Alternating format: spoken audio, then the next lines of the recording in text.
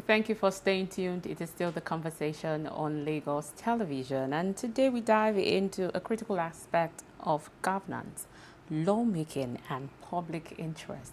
The Lagos example. How do policies and legislative decisions shape the lives of residents? What role does public participation play in governance? And many more questions will be unraveled in this conversation. Joining us to break it all down is Lukman Owolabi. He is a public affairs analyst. You're welcome, sir. Yeah, the pleasure is mine. Yeah. So now, looking at lawmaking and public interest, if we look at the two, how would you describe the relationship when you look at the lawmaking process and public interest? Well, lawmaking and public interest are actually intertwined, because they are meant to serve the same purpose. I mean, the purpose of lawmaking is to better the society, for us to have a better society. And in line with the Chapter 2 of the Nigerian Constitution, Section 14, subsection 2B, the security and welfare of the people shall be the primary purpose of government. So when we are making laws, we know that we are making laws in the interest of the public. So, and when we make these laws, they will essentially serve maybe about three interests. The individual interest in terms of freedom of speech, rights of assembly, and also, so that's individual interest. Then there's a collective interest. The collective interest is anything that that benefits all of us together, like public health, environmental sanitation, national security, all those kind of things. So that's collective interest. Then there's also the social aspect, the social interest. The social interest has to do with, issues of education, employment, and also social welfare. So all those laws that we intend to make are supposed to serve these three interests. So if anything, you're doing anything that is not serving these interests, then you're serving yourself. So in your view now, because you have just given us definition according to the books, in your view, are these laws really serving public interest? Actually, you see, there are so many things that comes into play when, they're initiating laws. There will also be group interest.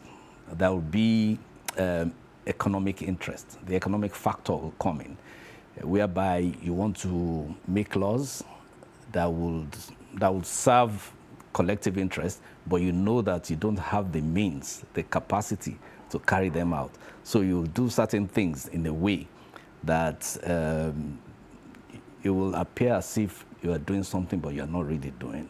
So all kind of interest will come into when you are making laws. Even your disposition, political disposition, will also come into play. So there are external influences. External influences will definitely come in. Some groups will have some things they want to sell. They will come to you. So the job of the legislator is to look at everything and say, okay, how can we balance things up? So in the process of balancing, there's a balancing act. So many things will also come in to determine what comes out at the end of the day. It's like the parable of the salt. When you add salt into a pot of soup, it unites all the ingredients in the pot of soup and simply disappears. That is what the job of the lawmaker should be. You just do something that benefits the people. So in some ways, some people will sit down and look at their own individual interest. That's what we call premeditated evil, disguised, as something being done in public interest. And they bring it out as, this is public interest. Meanwhile, it is their interest that they are serving. So sometimes it is not easy for us to sieve which one is public interest, which one is your interest. So everything comes into play. So there's always a balancing act. At the end of the day, the public opinion will be there to say, okay, this one will benefit us, this one will not benefit us. So that's when, you have to look at it and say, okay, let us amend this a little. And it's always a balancing act in any case. Every interest will come into play when we are making laws. we are talking about, since we are talking about lawmaking and public interest, now let's look at lawmaking. Do you think constituents or the people really understand the legislative processes? Do you think they really understand the duties of lawmakers? Well, when we say people, we look at it that, okay, which class of people? There are some people with vested interest. So there are people, there are institutions like NGOs and the rest of them. Those are the people that are actually in the forefront of it, because they are learned in that aspect. They can say, okay, we are representing the interest of these people here. So those people that are interested in whatever goes on within your environment will always come up and say, we are interested in this process that you are managing, so we want to be part of it. If you cannot articulate your position, you look for NGOs or other people that can articulate your position. Those are the grassroots, those that vote them in. Yeah, those are the grassroots. Many of them might not even understand what is going on, but they actually know what they want. So they can articulate their position through probably NGOs or their representatives. They are public opinion leaders. You know, those are the people that will come forth, because not everybody can come, you know, ahead to the civil society groups, the NGOs and the rest of them. They are the ones that will present their case when they have public hearing. You know, when you want to make law, there will be initiation. You initiate the bill, then you draft it. That will be the interest of the public will now come in. That's when they have people come in and say their opinions about what is happening. And then you go to enactment after the thing has been fine-tuned. So it is at that stage where you have public hearings that those people will have to come in and say, this thing, you cannot do it this way. Remove this one, put this on. So by the time they finish all that process, then the legislators will now sit back and say, okay, which one makes sense within the confines of, you know, our environment and within, you know, within the money or the funding that is available to us, you know. So which one can we do? Then they sit down and then fine-tune. By the time they fine-tune it, then it goes to enactment, and then it comes out as law. You know, like, give you an example. There's a bill they are debating at the Lagos State House of Assembly now. It's called the, I think there is something about the Research Trust Fund. You know, we have Security Trust Fund in Lagos. We have Security Trust Fund.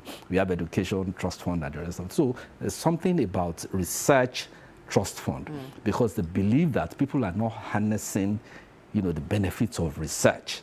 So they want funding for research, because research is the bedrock of everything that we do, really. So if you don't research into it, how are you going to get the value? So that is actually a valuable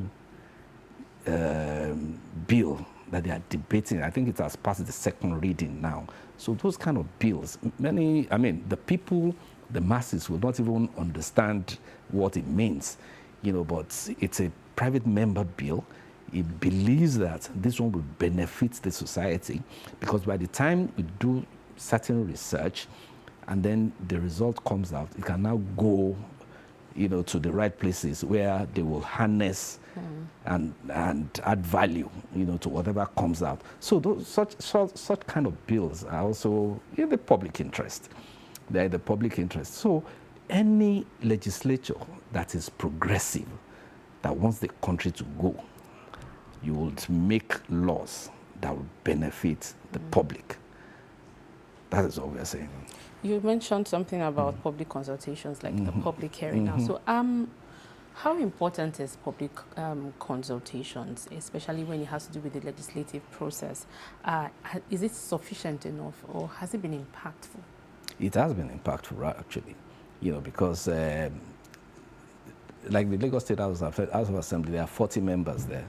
40 members cannot sit down and know everything that is happening even though they are representing constituencies. So there will be some ideas that will come from the ordinary people that they have not looked at.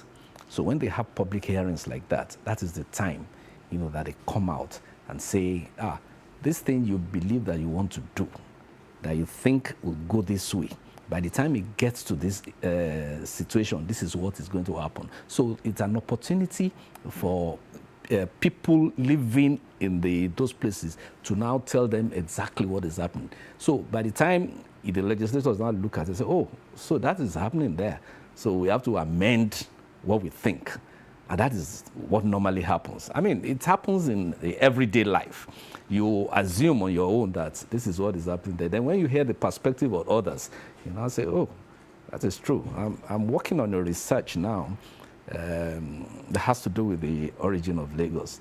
I had certain, preconceptions about certain things. But by the time I dug deeper, I now discovered that, oh, there's even more to it than I've always been thinking. So that's a process of knowledge. It's a process of opening your mind, to various things. So when they come up with issues like that, the legislature has to take it into consideration. So it will be a situation whereby you now enrich your piece of legislation to benefit the people more. You said something now that 40 members cannot know everything. But again, they are representing their constituents. Absolutely. I believe they are from a constituency. And absolutely. They should know the needs of the people. You know that one person cannot know everything within the constituency. Okay. Even if some people report to him, there will be certain people with native intelligence that will tell you that what you're going to do will not work. This is the way to do it because it has happened in the past. And this is the way we did it. Things like that will come up. And then you take that and enrich your piece of legislation. So aside from lawmaking now, what are the other roles of the lawmakers? They have oversight functions. Yeah, they definitely have oversight functions. They have to look at what the executive is doing and say, the kind of roles that public opinion plays in the process of lawmaking is what they also make, because I mean they have the power of the pulse, and then the executive will also come up, with what we call a budget, present it to them and say these are the things we want to do. So the legislatures will now look at it and say, look, you cannot do this the way you think you'll do it, because the people in the grassroots have also come to us to say this is what they want.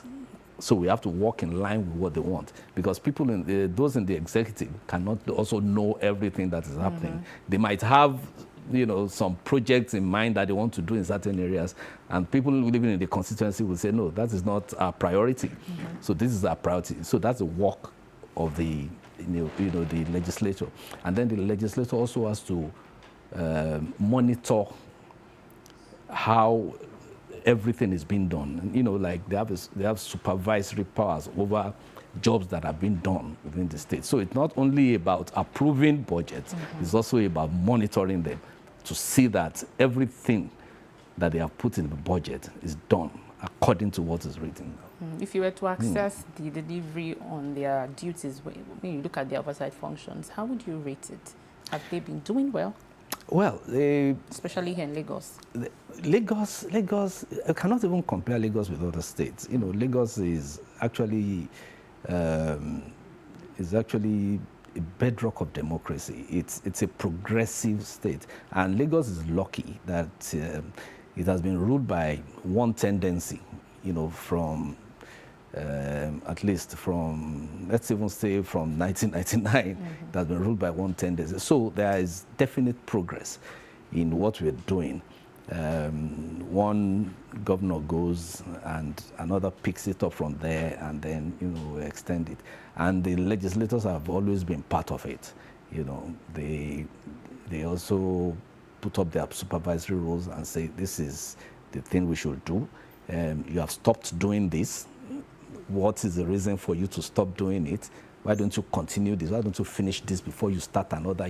All those kind of oversight has always been there in Lagos. I can say that. And they have always been very cooperative until very recently. All right. My colleague over there has a question. example. And if we look at the facts that, you know, the Lagos State House of Assembly just transited from a seemingly crisis, leadership crisis. And so, in your own opinion, if you take a look at the business of lawmaking generally in Nigeria, narrowing it down to Lagos, how transparent really is the business of lawmaking, if we're talking about transparency and accountability? Yeah, transparency and accountability is always very relative when we are talking about lawmaking. Lawmaking in Lagos is that's why I said you cannot compare other states with Lagos, because Lagos has a vibrant, you know, society. They have a vibrant public that they will always speak out, you know, when things are going wrong. And the lawmakers have to take that into consideration. Otherwise, they lose public support. So I don't know what happens in other states, but I don't see them. I don't think they are as vibrant as what happens in Lagos. Lagos is helped by the society in which we live. It's the cosmopolitan society. So the members of the public are also very active, because they don't leave everything to the legislators alone. They don't leave everything to the executive alone. They speak out and say, this is what is going wrong. We need this more than what you are trying to do. And they also, sometimes, they activate you. You know, when you are slow in doing things, they'll give you names. They'll call you about go slow. They will do all sorts of things so that just for them to kickstart you. And that's why I said Lagos is benefiting from the kind of society where it's a cosmopolitan society. It's a society where people are known for advocacy. So it is very difficult for even the legislators and the executive to slack, you know, in their actions. So it's, I think it comes with the territory. Lagos is a better place for all these Okay, I'm still going to stay with you here. I mean, all of these lawmakers, you can't take away politics from their activities. And so how do you balance politics and public interest? Because again, sometimes, especially when it comes to the business of lawmaking, it should be about enacting laws that should be to the benefit of the people. But sometimes some will also say that some of these laws would actually be more beneficial to the lawmakers than the people. So when you look at playing politics with the needs of the people, because earlier, going by what you said, the lawmakers may necessarily not know all of those things that they should know. But if they were to go back to their constituencies and meet with their constituents, then at least half of the time they should know what is going on. So how do you balance politics, public interest, overriding interest of their constituents, as well as, you know, being that lawmaker, in quotes, that you should actually be without compromising? It's, as I said, you know, it's always a balancing act that they do. They are individual. I spoke earlier, I said sometimes the individual interests also come into play. That's why I called it premeditated evil disguised in public interest. So it also comes into play. And that will always be there, you know, because it's always about their own group interest too. So it will come into play. Let me give you an example. Like lawmakers making a law that will give themselves gratuity or pension after they have left office. That is definitely in their own individual interest. Interesting. Does it have any impact? It has nothing to do with public interest. So those ones too will come in at a stage. And then that is where the role of the people, the public, comes in. It is for the public to now shout and say, no, you cannot do this. You cannot do this. And at the end of the day, when they bring out the thesis and the antithesis come, they always come out with a synthesis, in the sense that if they are, let's assume that they have done something like that now to give themselves pension, and they have said, okay, we'll give ourselves about, let's say, 3 million a month for certain things. So by the time the public shouts, they will reduce it to 1 million. You know, that is how... So in feeling the pulse of the people. Exactly. Okay. So the public opinion will also come into play, that you cannot do this. And these are our own environments. So the public helps to moderate the kind of shenanigans that can come in form of individual interest, because the primary purpose is actually to work in public interest, because they're there for the public. You are making laws for the public, for public good. It is not your own individual interest. So in Lagos, as I said, the environment is a leveler, and we benefit from it because people here can actually see from afar and say, this is what you are trying to do. They will nip it in the bud for you. So we are benefiting from the kind of environment we have in Lagos. And I think they will also get the message. They get the message in the sense that when you look at, what happened recently within the Lagos State House of Assembly and the issue with the executive, you'll know that the executive, the people have also played a part, by making noise about it and saying this cannot continue in Lagos. This kind of situation cannot continue in Lagos, not in Lagos, because some people have ambition and they want to use their own ambition, to suppress development in the state. So some people will also have to come out and say, no, this cannot happen. And compared to what may happen in other states, there will always be a solution, because at the end of the day, they will tell you that this is Lagos. You cannot do this. Go ahead. I want to focus on the people now, like you put in quotes, people shouting. So let's take away the civil societies, the NGOs, and other bodies that speak up. The people, do they really understand the power that they have? How much of input do they really have in the lawmaking process? I think they understand the power that they have. And they showed the power that they have in the last election that we had here. If you look at the presidential election that happened in the 2023 here, the people actually showed their power. They showed their hands. They made a statement telling you that you cannot take us for granted. These are things that are within our power, and we can wield the big stick whenever it is necessary.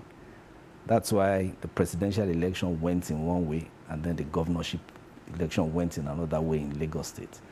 So the people appreciate their power. They know they have the power, and they can wield it anytime. So it is for you, as either a lawmaker or members of executive, to take a cue and know that you don't have the overriding power over the people. So whenever it gets to a point where the people have to show their hand, I think they will. For some, they just stop it at voting. Oh, I've voted him, or we've voted them into power. Next 4 years, we go again. But again, does it stop at just casting your votes? What more can you do to, hold the leaders accountable, hold these lawmakers accountable? Well, it's also the kind of power they have, too. They have it over the lawmakers. Whenever they aware. No, they are aware. Some are just like, we voted. No, they are aware. You see, so many things also moderate your power. Your economic status will moderate your power. Sometimes. So poverty is a weapon. And when you have a situation where you want to speak, but you are scared that when you speak, certain things might happen to you. So you'll be moderated. But as a collective, the people within the constituency can sit down and say, let us have a meeting within ourselves. Do you like what is going on? If you now sit down within yourself and take a stand, you can also approach your representative and say, this is what we want.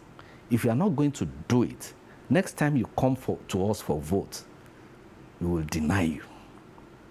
So there's always power in the collective when you organize yourself. But the problem is many people do not have that capacity to organize themselves. That's why we talk about opinion leaders in certain constituencies, because some people have to galvanize, people around the constituency. So those are the kind of arrangements we should be having. We should be, enlightening the people that you have this power, but if you are not organized, you cannot attract that kind of power, and you will not be able to wield the big stick when necessary. So the people have to organize themselves, really. If they don't organize, they can't put up a common front. So we need to continually educate the people within the grassroots that you must have opinion leaders. Then you organize yourselves. But the problem many of them face, it's obvious. Their opinion leaders are also sell out. Sorry, Joy, let me just ride on that before you leave. Talking about the people.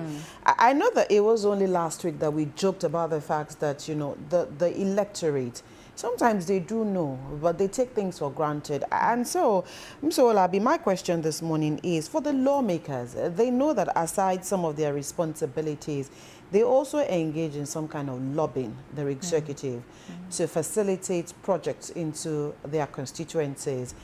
But also sometimes the people also demand of them frivolous things that ordinarily they shouldn't even take to them. We talked about the fact that you got your wife pregnant. You should actually be the one responsible for the naming ceremony. But you take this to the doorstep of your lawmakers. And so the overwhelming, what is it called? Demand from the people. Does this also have a way of creating an imbalance in what the lawmakers should also be doing? Because really, a lawmaker's business is making laws and not necessarily, building roads or building infrastructure in those communities. So the burden that the people do bring on them, is it also sometimes too burdensome on these lawmakers? I think it was Harriet Tubman that said, I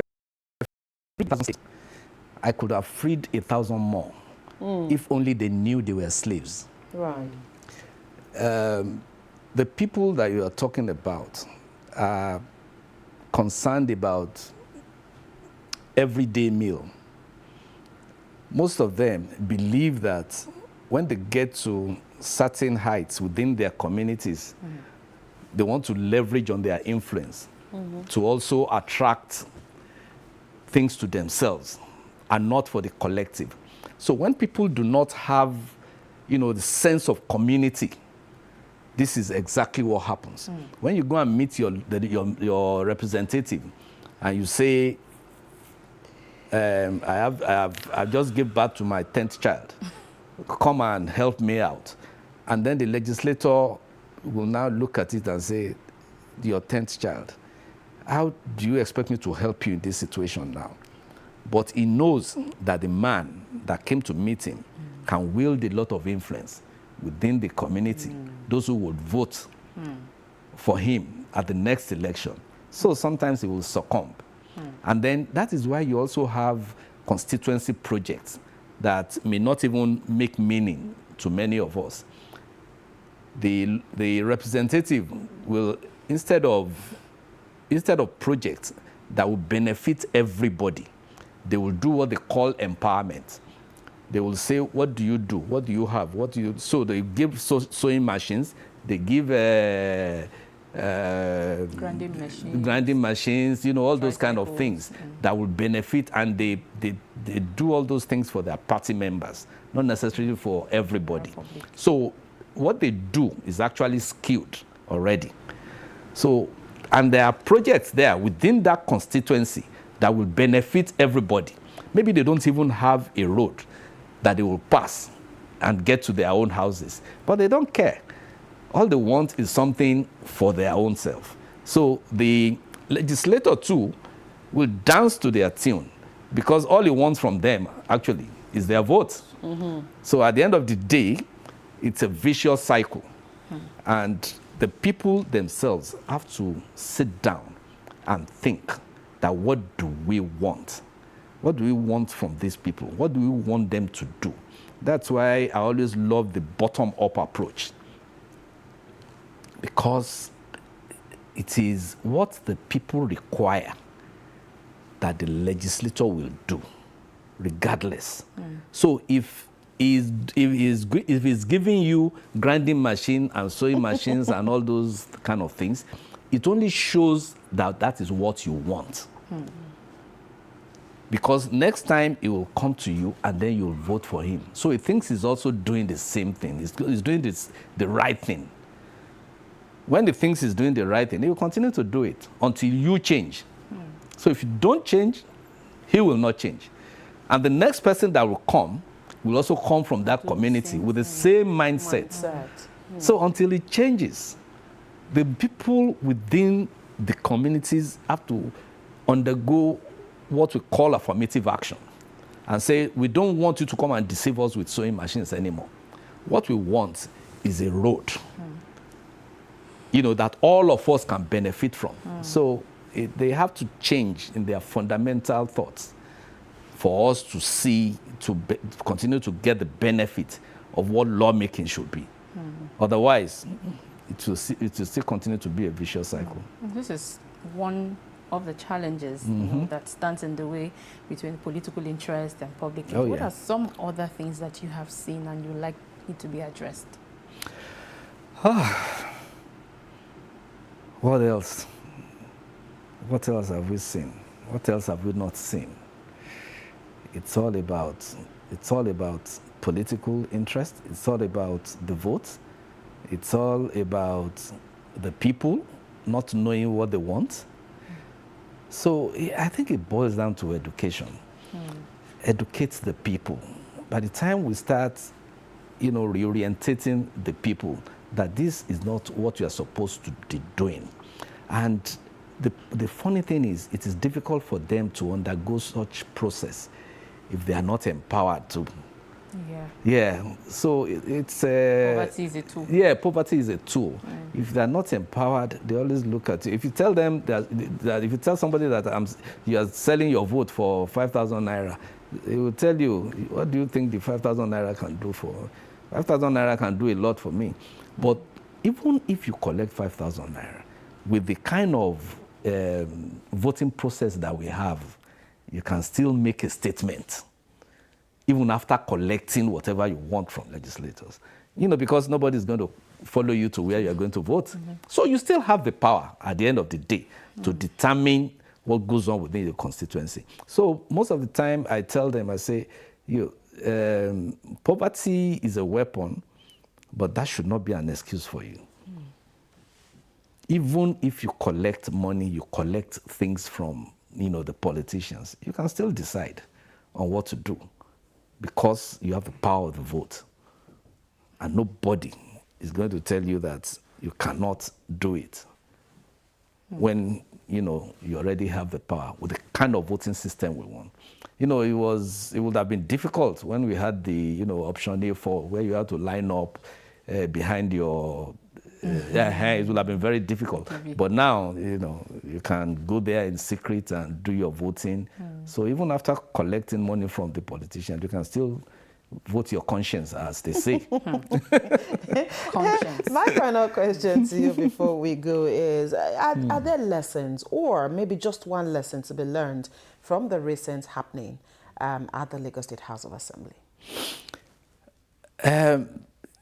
Sometimes we look at, you see, the lawmaking body is actually a place where people should enjoy longevity, because experience in lawmaking is an asset. So when you experience longevity, you know the intricacies of what happens there. But here now, as the the leader, let's say the speaker now, as one of the members, what do they call? What I've forgotten that phrase. The one first among the equals. Okay, right. As the first among the equals, you should continually be responsible and don't take your position for granted, because first and foremost, you are voted as a legislator. That is your primary work. That's your primary duty. So when they now make you a speaker, they have just said you are first among equals, and you must be responsible to them. You must be responsible to the public.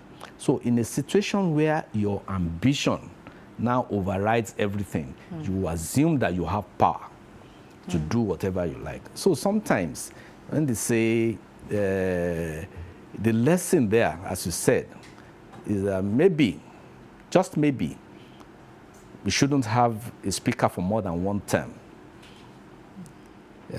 of 4 years. And because by the time because it goes to show that someone is now comfortable in that position and assumes it's a birthright. When you have a speaker that is there for about 10 years and still going, he already assumes that, it's my birthright. Because that means you have been there for the first term, you have been there for for another term, and you are going for the third term as a speaker. So you are first among equals for 3 terms until, the situation to check in because of his own overriding ambition. So the lesson there is that maybe you should have someone to speak for not more than 1 term. And then you won't assume that it's your birthright. So that another person can also come and show their own mettle. So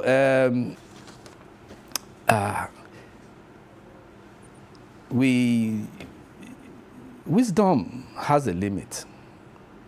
It is stupidity that has none. We must always seek wisdom. We must always seek wisdom. The only person that thinks he has found wisdom becomes a fool. That's exactly what is happening in the House of Assembly. When you look at the whole gamut of what is happening there, you will know that somebody should not assume that he has powers, overriding powers over everybody. There will always be someone that can check you. And this is what is happening here. People will always check you. So don't grow wings that cannot be caught. A lot of our conversation, it's one that would call for deep thinking. Thank you so much, Lukman Owolabi. He is a public affairs analyst, and we have been discussing lawmaking and public interest, the Lagos example. One thing that I'll take from our conversation is power lies in the hand of the people. Absolutely. If you know how to use it well. Thank you so much for joining us today. My pleasure. The conversation continues. Stay with us. The View